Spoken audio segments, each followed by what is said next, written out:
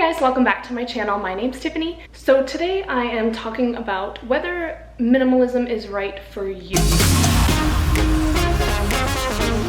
So maybe you're thinking about minimalism or thinking about becoming a minimalist, but you're worried about getting rid of things that you think you might need later on or you're going to miss. So I've put together some tips on how you can basically become a minimalist or try out minimalism without committing to getting rid of anything yet. So my first tip is to box things up that you haven't used and you don't think that you're going to use in the next 30 days. Choose one room and box the whole room up, like your bedroom or your kitchen or your bathroom, to start small, and box everything up and only take things out as you need. So this is kind of like the minimalist's packing party idea, only on a smaller scale. So you can choose to pack up your whole entire house, and if you want to look into that, I will link it down below. The minimalist packing party is actually a really cool way to figure out what you're using and what you're not using. I would recommend starting small and only boxing up the things you don't use. So kind of decide what to leave out based on your lifestyle. So box up as much as you can, but leave out the things you know you will use or that you love to look at. That way it's not as extreme and it won't take as much time. And my second tip is to completely clean out the space you spend the most time in. Take everything out of one room and put it elsewhere. Whether it's in a closet or you just leave it in another room for now, at least give yourself maybe a couple weeks to a month in your new clean space. So if you spend a lot of time in your living room or your bedroom, wherever you spend the most time, totally clean it out. So take everything out of there besides your furniture. Even if you think, oh, I'm gonna want a pillow in here for sure, take it out. And that night when you're sitting down to entertain or you're watching TV and you want that pillow, then go get the pillow. But start with a totally clean slate, totally clean, fresh room, and go from there. So this way you can kind of get a feel for a few weeks of what it's like to be in a very minimal space without committing to getting rid of anything or donating anything. That way you're not getting rid of anything and you don't have to worry about, what if I get rid of something I need? Or what if I decide I don't want to be a minimalist and I like having all of my stuff, it really does bring me joy or add value to my life, then you don't have to totally commit yet.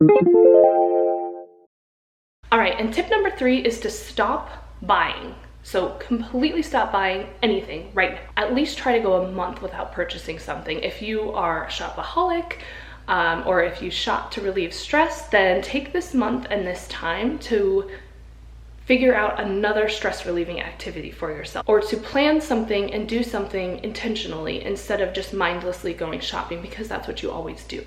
So go out to dinner with a friend, or go to dinner by yourself, or make dinner at home, go for a walk, go for a hike, go to a museum, like find anything else that you can do that doesn't involve bringing something home. This doesn't include food, gas, rent, any kind of bills. You know, if something breaks, you need to replace it, that's fine. I just mean shopping for fun or shopping in excess, like purchasing things in excess. So do not purchase anything else and do not bring anything else into your house. This will help stop the clutter, and it will also kind of help you get a taste for minimalism and being a minimalist. Most of us don't shop all the time, and we only purchase things that we absolutely need. So stop purchasing and bringing anything into your house. And number 4 is not about physical items, it is about your time and your schedule, because I think this plays a huge part in reducing stress and simplifying your life. Yes, minimalism has a lot to do with your things and your space, but the more that I have become aware of my schedule and my calendar and my time, the more I've realized that it really is so much more than that cat cray. So this means cutting out any unnecessary appointments, obligations, or distractions. So in the next couple weeks, be really intentional about how you're spending your time and making space in your schedule for yourself. And use this extra time to either watch a motivational movie or catch up on a TV series or catch up on books that you're reading, or use the time to clean or start a project or anything that you've been wanting to do for a while. Use that time and do whatever it is that you want to do for you. So those are my top tips for becoming a minimalist without committing to anything just yet, so you can decide if minimalism is for you or not. And I hope that you found this video helpful.